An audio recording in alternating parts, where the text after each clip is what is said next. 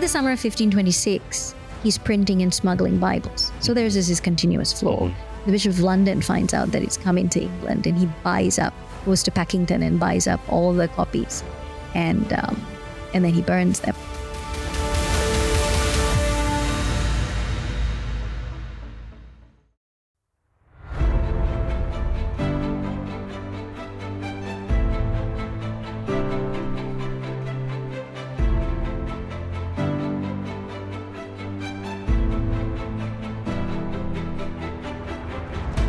Hello and welcome to each and every one of you who are tuning in and listening to this podcast by Lineage Journey.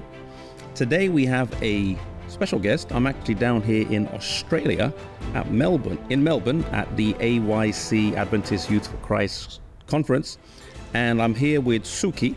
She is part of the Lineage team. You've probably seen her work on our website. Maybe you've read her book, Sisters in Arms, also Bringers of the Dawn. It's great to be here with you. Thank you for having me. So, and in your neck of the woods as well. Yes. So today we're going to be talking about one of my favorite reformers, and I think one of yours as well. Yes. So we're going to be looking at William Tyndale. William Tyndale, I think, had a profound impact on the English language, English Reformation, and all these things. So we want to unpack that a little bit more. For those of you who are familiar with Lineage, we are a series of videos as well. And we did do an episode on William Tyndale in season 1 back in 2017 that you can go and watch. It's only 5 minutes. So we're going to delve into his life in a little bit more detail here. So before we as we're going in, tell us a little bit from your reading, what did 16th century or the 1500s in England look like when William Tyndale was growing up religiously, maybe economically, and what was it like as a young man growing up in England at that time? So Tyndale was born around 1494. Mm-hmm. And just before that, in 1485, there'd been a change of the guard in terms of the monarchy. Okay. So that was when Richard III met Henry VII or Henry Tudor at the Battle of Bosworth Field. And up to that point, there had been the Cousins' War, the War of the Roses with the Lancastrians, Yorkists, right? So the two roses, red for Lancaster and white for York. And then there's the Battle of Bosworth Field. Henry defeats Richard, the last of the Yorkist brothers, and he takes the throne. Henry was Lancastrian. His claim to the throne was really dodgy. Well, not dodgy, but tenuous. So he takes over, and suddenly there's the Tudors.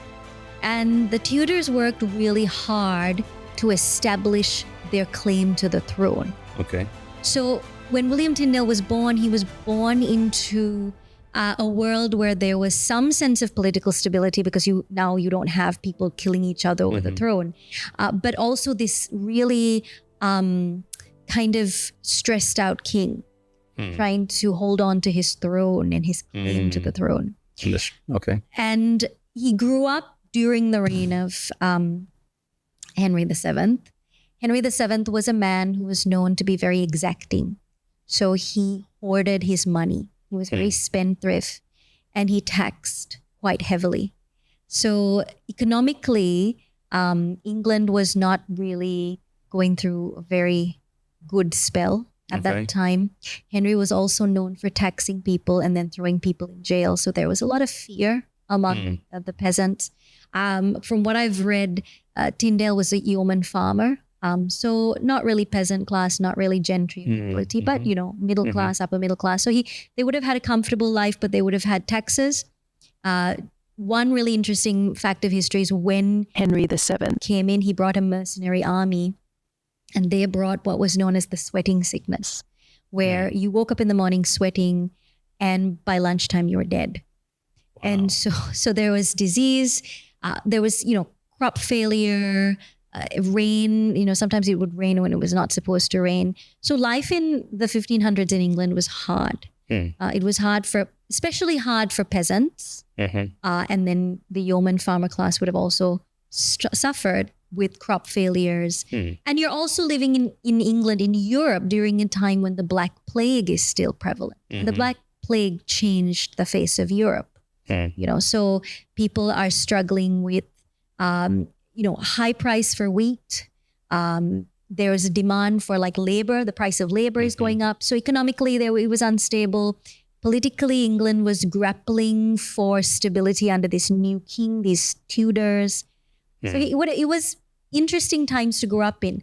And depending on the kind of loyalties that Tyndale's parents had, It could be tied either way. there could have just been still some lingering, either this sense of triumph, the Lancastrians got the throne, or a sense of, York was defeated and now we have this pretender. Okay. So England now it's fully Catholic though, right? fully Catholic. Fully Catholic. Okay. Very, very Catholic. Yeah. So he grows up, he studies. Right. Where does he study? What does he study? So he goes to Oxford. He was at Oxford for a period of time. And then during his stay at Oxford, he discovered Erasmus's translation of the Bible. And I think we can kind of go into that a little bit, because he discovers Erasmus's translation of the Bible. And you have to understand that during this period of time, England was largely illiterate and the Bible was in Latin. And the only copy of the Bible was the Vulgate, which was the official church copy, which was translated by Jerome in the 4th century BC. And so you read the Vulgate, and the Vulgate translated things in a very specific way that played into the doctrinal understanding of the church. So for example, in the book of Mark, when Jesus starts his ministry, Jesus says, repent, for the kingdom of heaven is at hand. That's what we read in our Bible today. The Vulgate translated that, do penance. So do penance, for the kingdom of heaven is at hand. Okay. And I think the words for church or congregation was to signify the church as well. So here, do penance. And then Erasmus comes along and he decides, well, the Bible needs a better translation. He doesn't translate it into the vernacular because that's not something that's really sanctioned.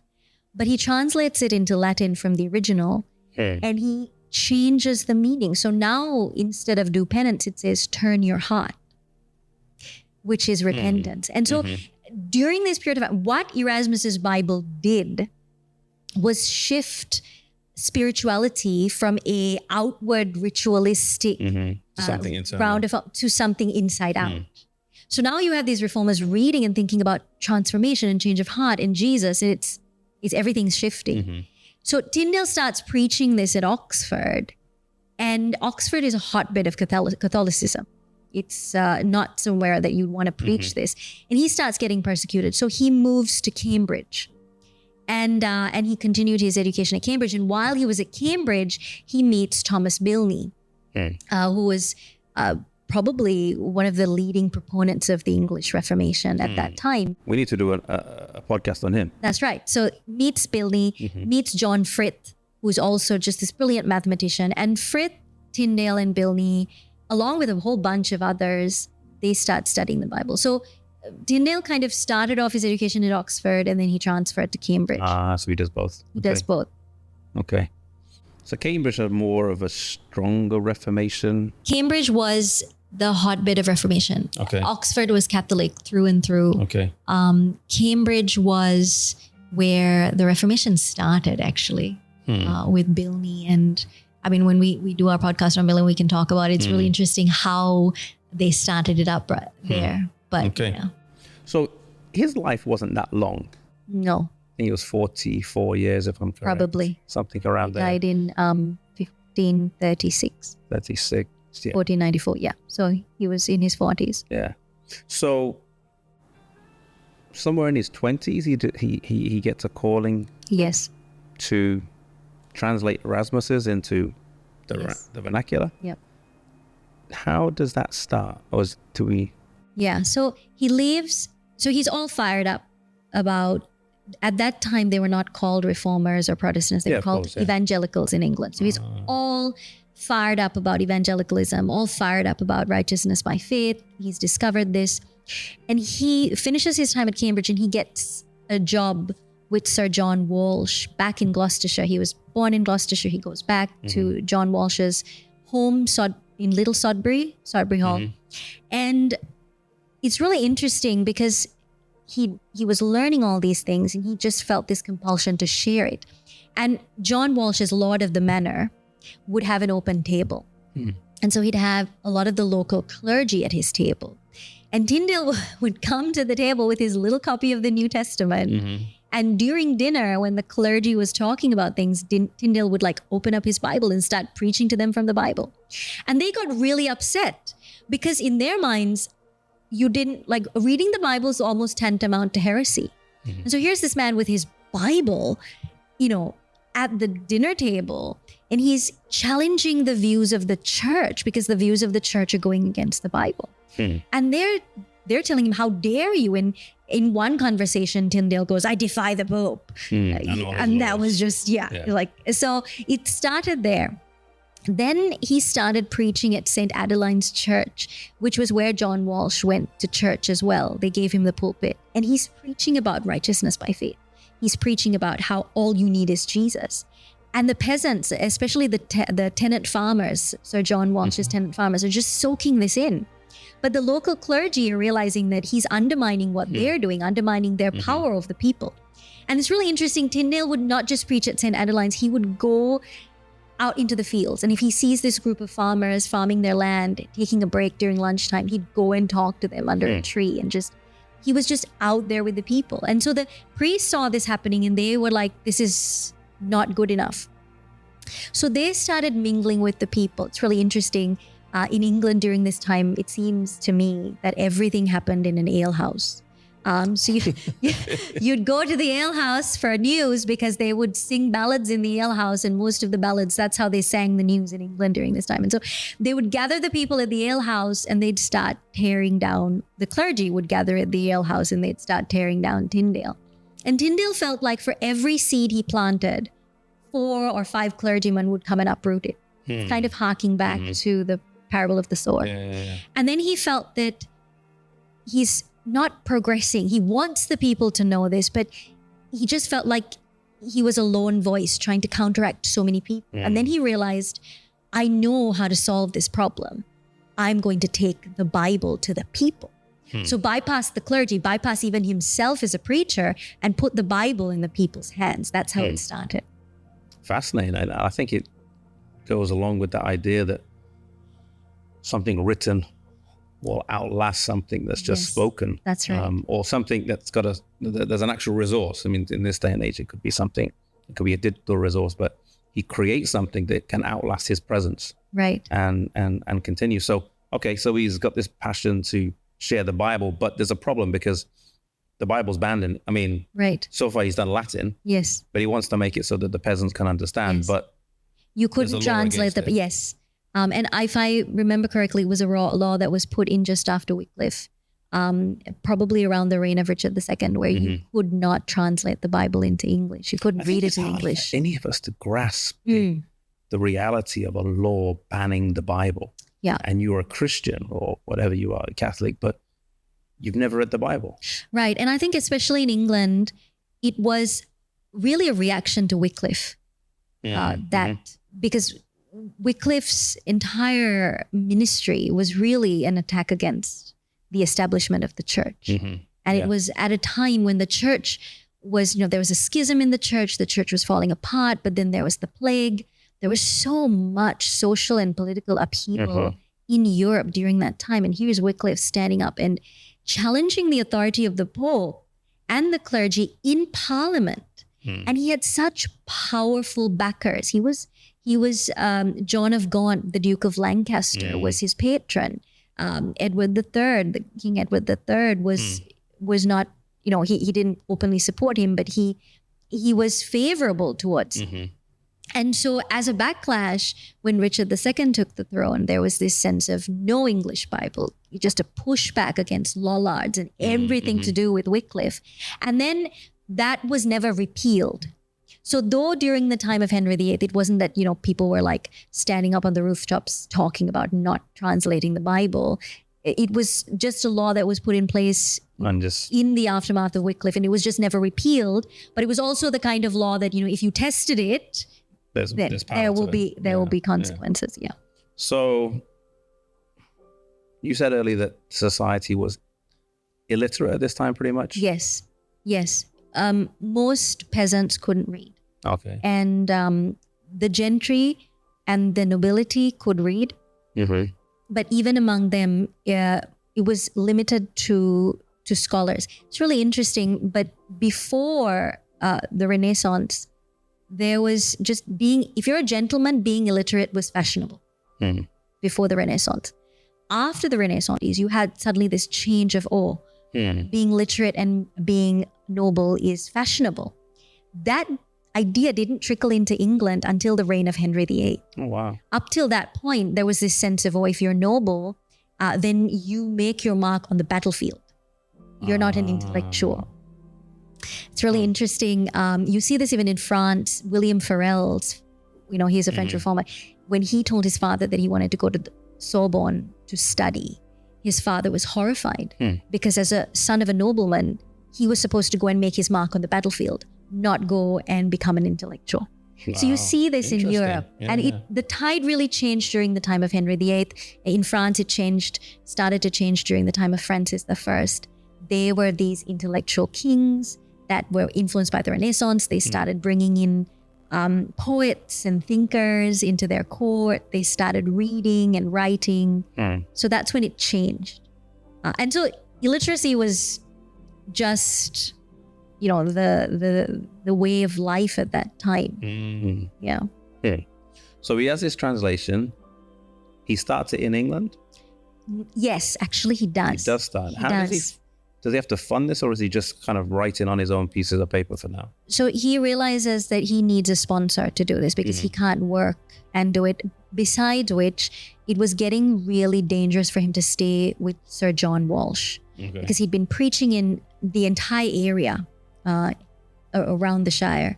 And so he was coming to be known as this anti-papist. And so it was not safe for John Walsh. It was not safe for him. And he felt he needed a sponsor because he wanted to do this full time. So he goes to London and he goes to the Bishop of London, Tunstall, and he says to him, well, there was an opening at that time for a chaplain, the bishop's chaplain. And he applies to be bishop's chaplain and in the hopes that the bishop would then, that chaplaincy position would be a cover for funding him for translating the Bible. And Tunstall he just didn't, when I read about him, I like to think he wanted to be Switzerland. Just try to play every card. Right. So he did not want, Tyndale in his house trying to translate the Bible. And then as the story goes, Tyndale, he's rejected. He's really downcast. He's walking along the Thames and he meets Humphrey Monmouth, who is an evangelical. And Humphrey Monmouth was a merchant. And Monmouth says, what's happening? Why are you so downcast? And he tells Monmouth the story, and Monmouth is like, well, come live with me and I'll sponsor you. Oh, wow. Okay. And so he goes and lives with Monmouth for a period of time with John Frith. And he and Frith, more than Tyndale, John Frith was a brilliant linguist. Wasn't he martyred later on? He was martyred too. And so Frith was martyred before Tyndale. And so Frith and Tyndale start translating the Bible in England. And then things start getting really, there's this spate of burnings and the English Inquisition happens and people are being burned as heretics, and he realizes that he can't stay in England. He can't sustain this. And so he escapes to Hamburg. Okay. Yeah. He leaves. So apart from the law about you can't translate the Bible, what other issues, if there are any, does King Henry VIII have with Tyndale? So when Tyndale left, he probably left around 1523, 1524. Okay. And at that time, King Henry was, he'd been on the throne for a while. He ascended the throne in 1509. And he was still hopeful that his queen, Catherine of Aragon, would give him a son. But it was a dicey situation, right? And it's really, first of all, to kind of understand this, you have to understand the mindset of the king. When Henry's father took the throne, his first order of business was to secure a Tudor heir. England had been through a civil war for almost 3 decades, and they needed that to end. There could not be a question about succession. once the Tudors secured the throne, they needed a Tudor heir and a Tudor spare so that the throne could be secure. And of course, Arthur Tudor was born, and then Henry. Henry was the spare. Arthur dies, probably of tuberculosis or the spreading sickness. Henry becomes king. And so Henry's been through this. He understands the importance of securing not just one, but a couple of heirs. He marries Arthur's wife, Catherine, and she goes on to have 6 miscarriages. Wow. Well, not all of them are miscarriages. So some miscarriages, some are infant deaths. And they have one child, Mary, and she's obviously a female. In Catherine of Aragon's mind, that wasn't a problem. She was the daughter of Isabella of Castile. And Isabella of Castile was co-regent with her husband, Ferdinand. They went out on the battlefield together. So a queen was not a problem. But in England, they'd never had a queen regnant. And there was no sense of, no English nobleman would have supported a queen. So Henry understood that if he didn't produce a male heir, a legitimate male heir, because he had an illegitimate male heir, if he didn't produce a legitimate male heir, then the throne would be up for grabs. So this is the situation. And then he casts his eye on Anne Boleyn.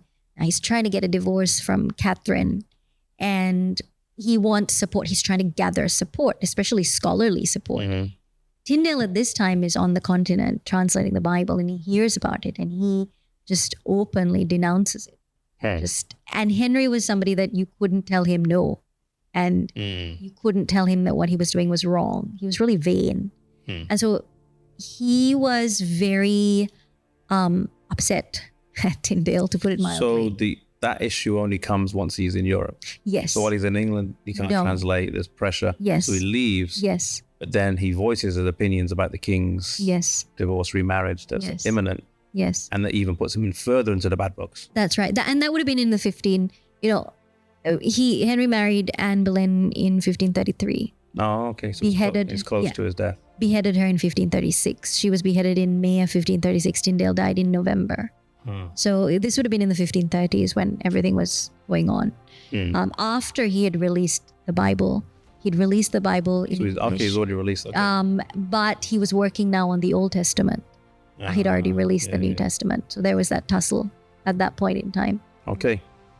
Well, thank you for sharing that with us. In our next half, we're going to take a short break now. Stay with us. We're going to look at the impact his Bible had on society, the legacy that he had, and what was his death like, and how did how does his legacy play out in the Church of England, and how does even King Henry VIII change on some of these things? So we're going to delve a little bit into more the end of his life, but stay with us after a break. Thank you.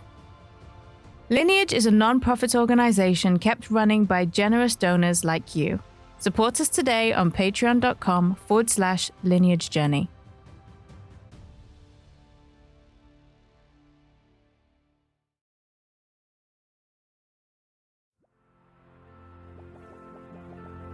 Lineage Journey not only produces video content, but instructive and illuminating resources to teach young and old about Christian history. Lineage has produced an educational coloring book for people of all ages. It includes original artwork from Ashley Bloom, highlighting the various heroes of the Reformation. Each scene has a matching story, and there are also QR codes to connect you to the website for more information and to watch the videos. There are also fun facts and memorable quotes to accompany the scenes to color in. Designed for young and old alike, get your copy now at lineagejourney.com.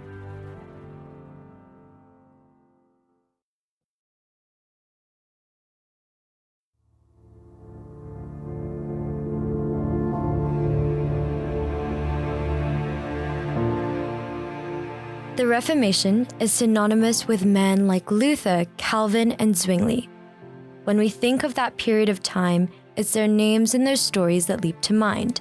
But alongside these well-known men are the stories of some inspired and inspiring women. Women who were willing to defy social norms and traditions with a dauntless commitment to God's word. Sisters in Arms is a collection of 8 true stories following the lives of some of the most powerful and influential women of the Reformation. Beginning with the story of Katharina von Bora, a runaway nun and spanning 2 centuries to take in the story of Marie Durand, an imprisoned Huguenot. These stories are as revolutionary as they are rare. If you haven't already grabbed your copy, you can get one at the Lineage Journey store on our website, lineagejourney.com/shop. Be sure to get yours today.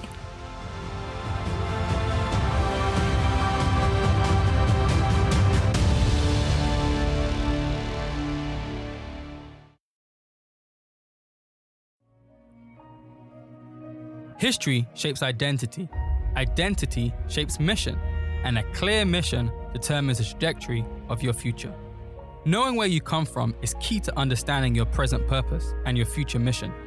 Lineage Journey is a series of videos that will take you on a journey through time, discovering the key people and events that have shaped the Christian faith.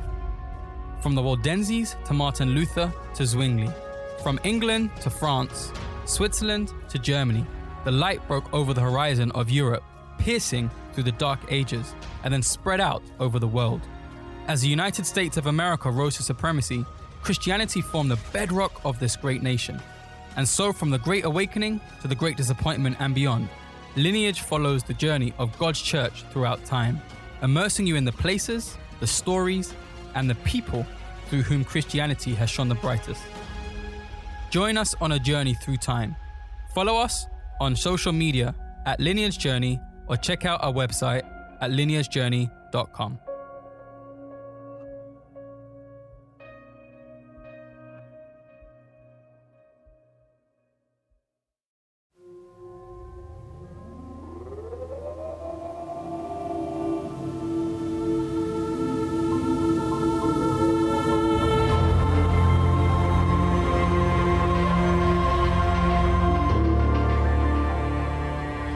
Welcome back after a short break. We are now going to be looking further into Tyndale's life. In the first half, we looked at where he grew up, what 16th or 1500s, 16th century, 1500 England's looked like, what he studied, and how he came about with this burden to translate the Bible, and how he eventually had to leave England to go and live on the continent of Europe. So we mentioned it briefly, but so he leaves England. There's this controversy with him and the translation. Where does he initially go?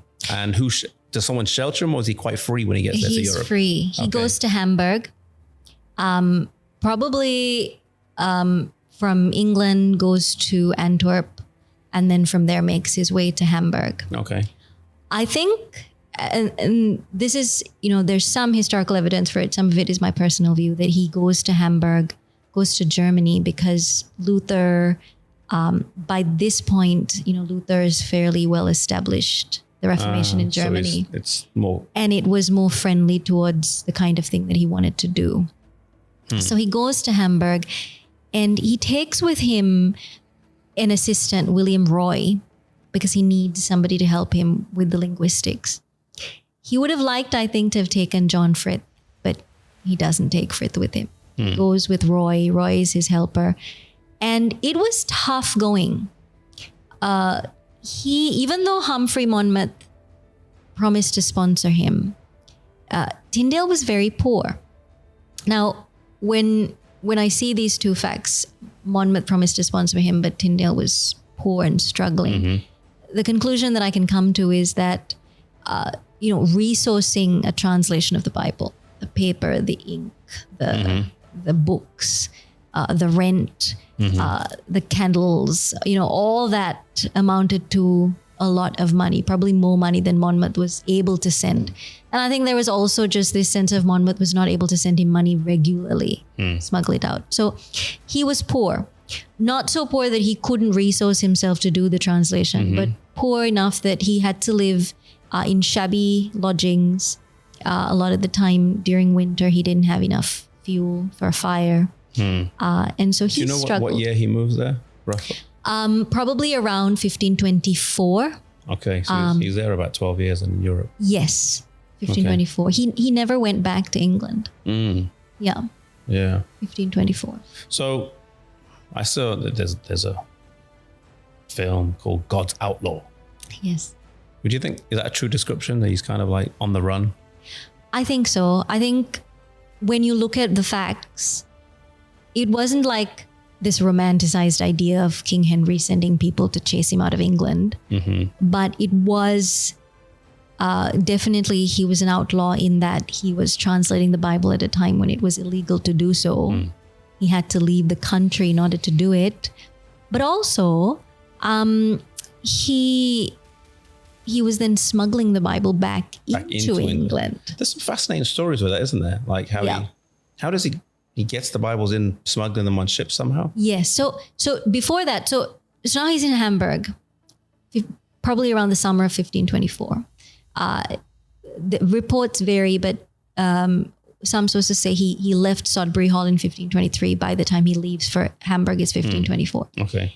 He's in Hamburg, he translates it, and he finds out that in Cologne, there are some really good printers, Quentel and Brickman, and they have warehouses in England, which means that you can smuggle the stuff and store them in England. So he goes to Cologne. By the summer of 1525, he has finished translating it, and he gives Quentel and Brickman the final manuscript. It's a really interesting story. Initially, he wants 6,000 published, 6,000 printed, and then he kind of backpedals and he gets 3,000 printed.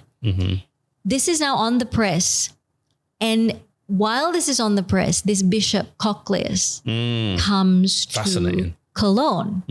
And Cochlaeus, through various different ways, finds out that there is an Englishman in Cologne translating the Bible into English, and not just translating it, he's going to print it. It's gone to print. So Cochlaeus pulls some strings, goes to the Senate, and gets like a cease and desist order. And this is the fun part, he's on his way with the guards from the Senate to Quentel and Brickman's press to seize this, this contraband. And Quentel comes and warns Tyndale of what's going to happen. Tyndale runs to the press and grabs one manuscript, shoves it probably in a satchel, and hightails it down to the Rhine with Roy. Cochlaeus comes and confiscates the entire cache of, printed copies of the Bible, confiscates it. Tyndale escapes with just that single Bible. And then he doesn't know where to go. So that he's on the boat, and Roy is like, so where are we going to go? And Tyndale is like, we're going to Worms, because that's where Luther made his stand, and that's where we're going to make our stand. Wow. And so he goes to Worms, and it turns out that there's a great printer there, Peter Schaeffer, and he gets Schaeffer to print the Bible. And from Worms, they smuggle it from Antwerp and then into England, and they smuggled it in like sometimes in grain sacks, bales of clothing. They would wrap it in the clothing, and then it would get to some of the main ports in the east. And what they would do is they were colporteurs that would get those books and then go throughout the eastern and northern shires in the south, and they would sell it from door to door. Yeah. So the king buys the 3,000 and whatever. Whereabouts does the story pick up where he buys and burns them on the steps of? That's the bishop. Oh, that's the Bishop of London. So the Bishop of London also hears about how there's, because there's a continuous. By the summer of 1526, he's printing and smuggling Bibles. So there's this continuous flow. The Bishop of London finds out that it's coming to England, and he goes to Packington and buys up all the copies, and then he burns them. So there's a steady flow of Bibles coming into England from 1526, and people are buying them too. Of course, Bible you've translated is the New Testament. Yeah. He starts working on the Old Testament after the New Testament. He never completes it. Do you know how much of the Old Testament he did? Or he did quite a bit. I think it was like 1 or 2 books short, and he gets Miles Coverdale to help him. And apparently Miles Coverdale was not a good linguist, and he did not do a good job of the Old Testament. But it was really Tyndale's New Testament that made a big difference, because Tyndale was just a better linguist than Coverdale was. So he goes to Hamburg, then he goes to Cologne, then he goes to Worms. Where does he travel anywhere else? He spent some time in Wittenberg. Okay. With Luther. just to, I think, mutual encouragement. And he needed that because by this time, this was, I think, in the 1530s. The king's great matter is afoot. The king hates him. A lot of the English clergy are looking to grab him. Okay. And it's really interesting because during the whole debacle with Henry and, Anne, and Henry was wanting to get divorced for quite some time before he married Anne, and Tyndale had renounced that. Henry had sent agents to Europe to find Tyndale and either arrest him or kill him. So Tyndale was quite depressed. So now he's aware the king not just doesn't Yes. like him, but he's Trying to kill him, right? He's after him. Yes, he's after him in the 1530s. And so he goes to Wittenberg. He spends some time in Wittenberg. And while he's in Wittenberg, he also, I think this is probably in the late 1520s. I had to get my timing right because he's in Wittenberg for a prolonged period of time. He meets Luther, but when he's in Wittenberg, he also meets Patrick Hamilton. okay. That's right. So it's, I can't remember off the top of my head when Hamilton was burned, but when Hamilton went to He was Wittenberg. the first Scottish martyr. That's right. Yeah. And Tyndale had an impact on Hamilton. One of the reasons that Hamilton went back to Scotland, he was really equipped by Tyndale. So that was all happening during this period between 1526 and 1536. This was some of the movements in Tyndale's life. 1528. There you go. So it was probably around 1527 that he met him in Wittenberg. Soon after he'd published the Bible in 1526, gotten it out, Okay. he went to Wittenberg to spend some time. And this was also when, things were starting to happen with Henry as well. So how does he finally get caught? Basically, he is turned in by a friend. This guy made friends with him. Professed friend. Right. And turned him over to the authorities. And they arrested him a year before, in 1535, a year before he died. And it's really interesting. But Thomas Cromwell, the king's first minister, was an evangelical. It's really interesting. You can't really tell on the outside what Cromwell was, but Cromwell was an advocate for reform. And Cromwell tried to get him out of prison. And a lot of evangelicals in England kind of went to Cromwell and said, can you do something? But Henry was adamant. He was very angry that Tyndale had dared to renounce his marriage to Anne. And so it was personal. Very personal. It was very personal. I mean, the king could have intervened on behalf of his subject, but he didn't. He kind of just was happy for him to be taken. Would you think it's more personal than it was theological, whatever you want to call it? Like at the end, the king's refusal is more to do with his stance about his marriage than it is about his determination to translate the Bible. Yes. For sure. For sure. I think so. I mean, Henry VIII was, it was really interesting. When he started reforming the church, it had nothing to do with the desire for truth. Though, there were times when he talked like that. Sometimes he wrote letters or he spoke about wanting to spiritually nourish his people, or he liked having these theological debates. But the truth is, you have to remember this, in about 1521, Henry wrote a book, a polemic against Luther, and he submitted it to the Pope, for which he was given the Golden Rose by the Pope. And he was given a name, Fide Defensor, Defender of the Faith. Wow. That was Henry VIII. His grandmother was Margaret Beaufort. So his whole thing about starting a new church has nothing to do with theology. It's all to do with his Was desire primarily, for an heir yes. and get a new wife. Yes, primarily that. He was probably influenced by Anne Boleyn. She was evangelical. She'd picked it up in France. She was at the French court. Okay. She brought it back. She was reformist, quite strongly reformist. But Henry at his core was a product of his upbringing. And you have to understand, his grandmother was Margaret Beaufort, staunch Catholic woman. And so there was no way that Henry would have turned against the church unless, for any other reason than this. If he had had an heir, he wouldn't have. Okay. So he dies, or he's martyred, strangled, And burned. and then burned. I don't know how you mess up a strangling. Not that I've strangled anyone, but No, they did that on purpose. They was it? strangled him and then burned his body. Oh, okay. Like, it wasn't that they couldn't strangle. Yeah, no.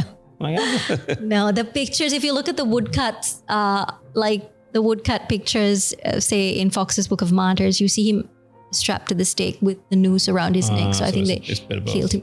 It's really interesting when you look at how people were killed during that period of time. In England, there were specific ways that specific people were killed. So I'm wondering whether this was a specific way that martyrs were killed in Antwerp. Yeah, maybe. So on his statue that sits in London and overlooks the Thames, there's a plaque, and it has, I think, Psalms 119 verse 105, and it also says that his last words were, "Lord, open the eyes of the King of England." Right. And then it says, a year after his death, a Bible was placed in every parish around England by order of the king. So Right. what changes with Henry? So, I think with Henry, he just made the decision to do it. You know, by now he was, you have to understand, right? By 1536 was a nightmare year for Henry. It started off with Catherine of Aragon dying. Then the king, wanting to relive his youth, goes into a joust and is knocked off his horse. And they think he's clinically dead for like 2 or 3 minutes. And so that's a disaster because there's no air. So they're trying to revive him. Then he has Anne Boleyn beheaded. The first time a Queen of England is ever beheaded. And then there's the Pilgrimage of Grace. And then he starts, now he's been dismantling the monasteries. And just prior to that, he'd put out the 10 Articles, which basically forbade pilgrimages, forbade all these superstitious, no more celebrating feast days, no more celebrating the rituals of the church, the feast days of the church. And so he was trying to change the church in 1536. Okay. And so I think this flowed out of that desire to kind of turn the people away from papistry, which again was ironic, because then a few years later he publishes the 6 Articles, which he wants people to be Catholic but not too Catholic, just Catholic the way he wants them to be Catholic, and nobody really knew what to believe from one minute to the next with Henry. But I think it was just an accumulation of what was going on at the time. He was really trying to rid England of the Pope. And this was his way of giving people... There's another way. Yeah. Politically motivated, probably. And that's the thing with the English Reformation. There's 2 sides to it.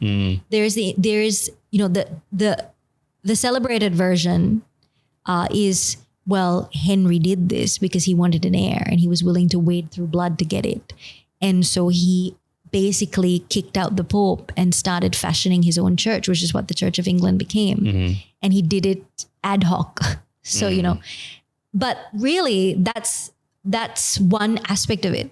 The actual English Reformation began with people like Thomas Bilney and not Henry. Not really Henry. Yeah. But you had these 2 parallel, and I think that's why a lot of the English Reformation was so politically motivated, because it suddenly became about power as well, rather than just being about doctrine. Yeah.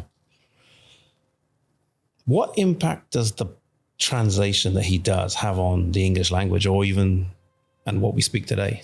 Yeah. So, I mean, if you pick up a Bible today, King James Version, New King James Version, even English Standard Version, which is a derivative of those 2, a lot of it, a large percentage of it is Tyndale's Bible. O death, where is thy sting? Words like that. He influenced the English language, probably as much as Shakespeare and Chaucer. Yeah. More so, maybe. Yeah. So he dies his lonely death. Yes. And I think, he left England, that doesn't go back. So for 12 years, he's away from home on the continent. Has no family at his death, or there's no funeral or anything like that. And yet he has a legacy with the Bible and all the rest. I don't know. It's one of those stories where you wonder, like, in the resurrection, will he be shocked and surprised at what his life did accomplish, though he never saw it at the time? You know what I like about Tyndale? What really inspires me about Tyndale is this. He was a man so he experienced God, and then he wanted to share it.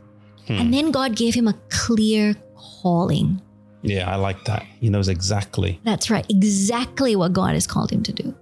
And over the next 12, 13 years of his life, he focuses himself wholeheartedly on accomplishing this calling. And he does it. And I think that is powerful, you know. It's so hard sometimes to figure out, especially with young people, you want to figure out, what is it that I'm supposed to do? And it's so easy to be wishy-washy. But he wasn't. He knew exactly what God was calling him to do. And then he was like, I'm going to do it. It doesn't matter if I have to suffer, if it doesn't matter if I have to starve, it doesn't matter if I have to be chased across Europe, it doesn't matter if I'm exiled from home or I die for it. I'm going to make my life count for this one thing. And it did. Because the Bible we hold in our hands today, The harks back to him. That's right. Must have been a genius, really. Yeah, he was a genius. Like you said, the King James is largely Tyndale's Bible. Yes. Cut, copy, paste. Yes. The language we speak today has so many echoes references. of Tyndale. Yes. He was a brilliant linguist. Yeah. Naturally talented. And God used those gifts. It's really cool, right? Like, I mean, when he was at university, he just did an MA, did a BA, did an MA, was thinking about theology, and then suddenly his calling was linguistics.